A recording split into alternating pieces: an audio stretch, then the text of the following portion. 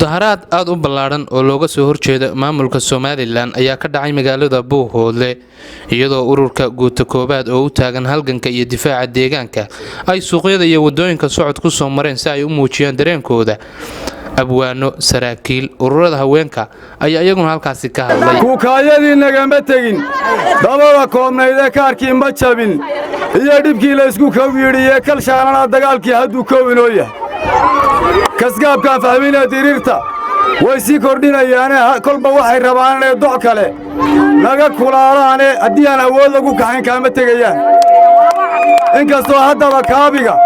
iyo kadinka loo joogo kafta weeye aaga kale ee lagu kulmayaa kafta lagu socdaa waa shaxdan ee kaabadu tahay waanu Soomaalidoodaan wuxuu yiri sida cadawgaagu inaad daragtay doomaha inaad buuxsato daragtay ku moodo dhafar xumiyo yuusan dhuubna ka heline waxaba loogu soo dhaashadaa dhuux sagaara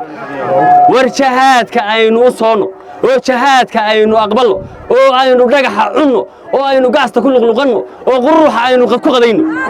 oo aynu iska dayno adab darrada aniga haddaad i taageertaan aniga saraakiisha ay garab taagan aniga korneylada ay garab taagan haddaad i taageertaan oo taageertaan wallaahi muusabixi kordhadu ku jira kala soo baxay bil xaqiiqo war hoy dooni mayno inaanu deegaanadiina ku duulo ma doonayno war deegaankan Buuhoodle iyo gobolka Cayn qof tiqin kara ama god ku ridi kara ma jiro 5 daqiiqo xitaa ina soo maray 5 daqiiqo ku qabanaya cidii wax istiraada inay deegaanka wax ka bedeli kartaa waxba kama bedeli karto xaqiiqadu waa caynka waxa weeye raggeeni waa ka halka yaal la fiisi cid inaga xaashay iyo cid aynu maanta aynu meel bay inagu qorayeen ninka doonaya intuu lafaha ka talaabsado inuu cadow halka noogu keeno war ka yeeli mayno waxa weeye waa ku filanaa wixii banaanka ka yimaada laakiin tuugaysiga idinkuna ku filaada guuta koobaad waxaan idin leeyahay yaan reer hebel inta la idin kala qoqobo isku qalaatiin oo isku naf baatiin inoo kala dilay qabiil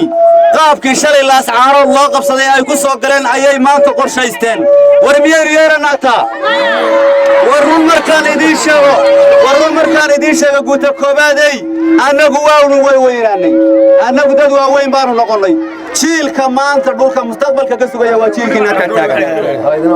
dadkiina taagan weeye ee yaryara jiilka soo kacaya dadka dhulka iskale wuxuu yidhi waray ninkii moodaya Soomaali baa tabar yarow timir laf baa ku jirta buu yidhi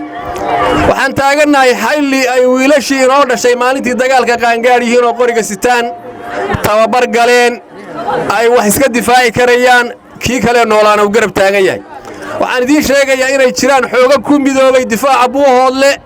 magacay doonaanba ha loo bixiyo ugana midoobeen Somaliland waxaa kamida annaga ayaa kamida shacab weynaha ayaa kamida jabhadda SSC ayaa kamida khawtumadii doorad halka ku dhawaaqday Somaliland wax xidhiidh dhammaan la sameeyay baa kamida xoogagaasi waxay u midoobeen difaaca Buuhoodle iyo cidii xidhiidh la leh wax la doonaha la idiin sheego waxaan haysanaa oo aaminsanahay inaan maanta haysano colaad ma rabno dhibaato ma rabno dad shacab in la dhibana ma rabno siyaasadda waqooyiga naga socota waxa la idin ka rabaa inaad ogaataan tabar iyo talo iyo kalsooni inay u leedihiin waxaynu guushii iyo dagaaladii dhacay ku soo gaarnay midnimo iyo taageersi iyo gacmaha saysanno mar labaad iyo mar saddexaadba waxaanu cambaaraynaa maamulka Soomaalidiidka ee SLM ee ku soo duulaya dadkan war awii gaardooyinka Hargeysa ku soo xidhaan annagu waanu ognahay dhexdeedana isku gaadhiibasaan waanu ognahay inaadna furfurasaan waanu ognahay laakiin waxa waa ka dabaashaysanay war dhammaan Soomaali way wasalaamaya ma kala soocayo sawrac weeye qura sinjima gurana iyo sumadaya ku taal samada calanka weegba korkeeda suudhan ninkii Soomaali diidan saraynaya dagaalka midkii saxeexan saraynaya midkii